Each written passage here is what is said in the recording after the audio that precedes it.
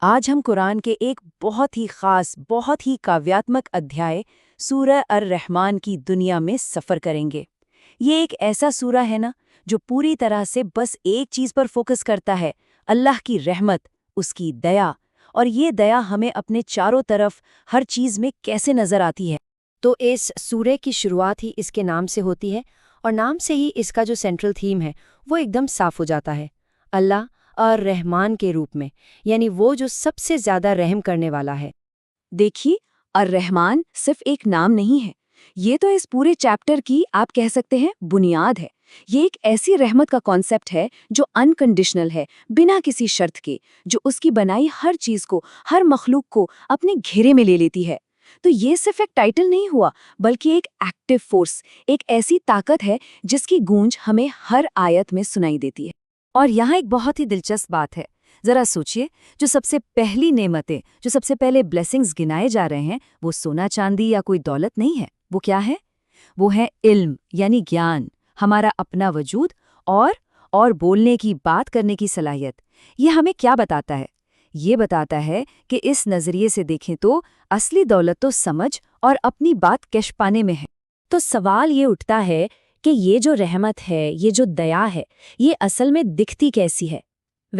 اس کا جواب دینے کے لیے یہ سورہ ہمیں ایک سفر پر لے جاتا ہے، ایک سفر قدرت کی دنیا کا، جہاں ہر نشانی، ہر چمتکار خدا کی مہربانی کا ثبوت بن جاتا ہے۔ یہاں پر دیکھیے، پورے برہمانڈ کو ایک بہت بڑی، ایک دم سنکرونائزڈ سمفنی کی طرح دکھایا گیا ہے۔ سورج، چاند، ستارے، ہر کوئی اپنا اپنا رول نبھا رہا ہے، بالکل ایک طے شدہ سریلے ناچ کی طرح۔ اور یہ جو کہا گیا ہے کہ تارے اور پیڑ سجدہ کرتے ہیں، اس کا مطلب یہی ہے کہ وہ قدرت کے اس قانون کو مان رہے ہیں۔ یہاں کوئی کیوس، کوئی گڑبڑی نہیں ہے، یہ ایک ڈیوائن پلان ہے۔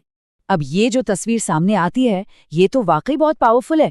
سوچئے، دو طرح کے سمندر، ایک کا پانی میٹھا، دوسرے کا کھارا، وہ ملتے تو ہیں لیکن ایک دوسرے میں مکس نہیں ہوتے۔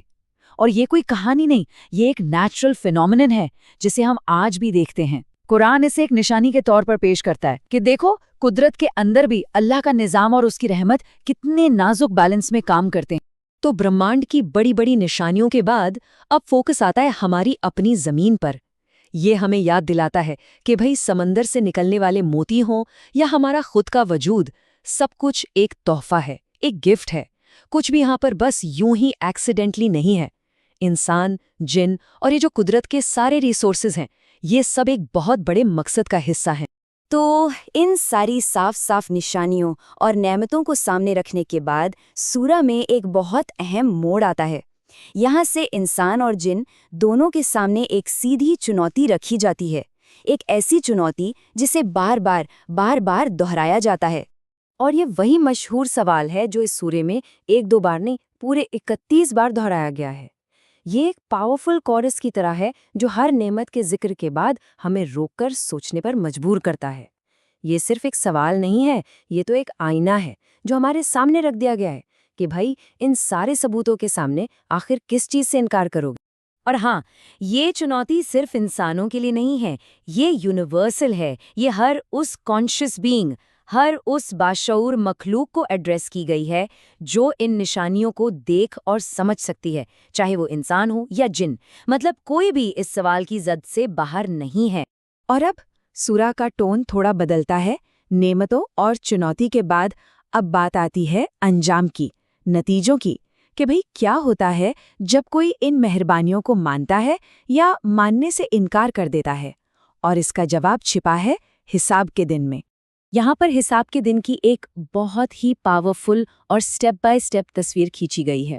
آسمان کا پھٹ جانا، گناہ گاروں کا ان کے نشانوں سے پہچانے جانا، یہ ساری باتیں ہمیں یاد دلاتی ہیں کہ ہر عمل کا حساب ہونا ہے۔ یہ ایک بہت سنجیدہ وارننگ ہے جو اس پوری تصویر کو ایک بیلنس دیتی ہے۔ لیکن کہانی صرف وارننگ پر ختم نہیں ہوتی۔ انکار کرنے کے انجام کے ٹھیک الٹ ہمیں شکر گزاری اور ایمان کا جو آخری انعام ہے وہ بھی دکھایا جاتا ہے۔ اور وہ انعام کیا ہے؟ جنت کے خوبصورت اور ہرے بھرے باغ۔ یہاں ایک بات سمجھنا ضروری ہے، ڈر کا مطلب وہ دہشت والا ڈر نہیں ہے، بلکہ یہ ڈر ہے ادب اور احساس کا، ایک گہری اویئرنس کا۔ تو یہ وعدہ ان لوگوں کے لیے ہے جو اپنے رب کی عظمت کو پہچانتے ہیں اور اس کی نعمتوں کو مانتے ہیں۔ جنت ان کے لیے آخری منزل ہے۔ آپ ذرا جنت کی اس تصویر کو دیکھیے، بہتے ہوئے جھرنے، ہر قسم کے پھل، آرام دہ بچھونے۔ لیکن یہ صرف فزیکل لگژری کی بات نہیں ہے، یہ تو ایک ایسی سٹیٹ آف بینگ کی علامت ہے جہاں صرف سکون ہے، اطمینان ہے اور خوبصورتی ہے، ایک ایسی جگہ جہاں کسی چیز کی کوئی کمی نہیں۔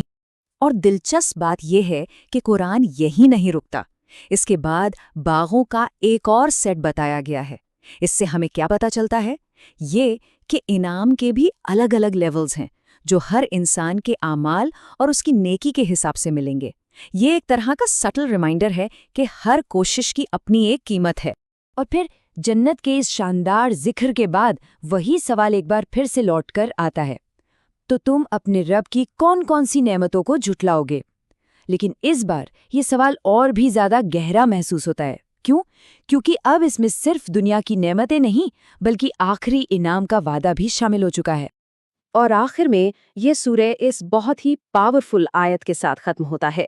یہ آیت ساری تعریف اور بڑائی کو واپس اسی سورس کی طرف لے جاتی ہے جہاں سے سب کچھ شروع ہوا تھا، یعنی خدا، جو جلال اور اکرام کا مالک ہے۔ کیا ہی بہترین طریقہ ہے اسے ختم کرنے کا۔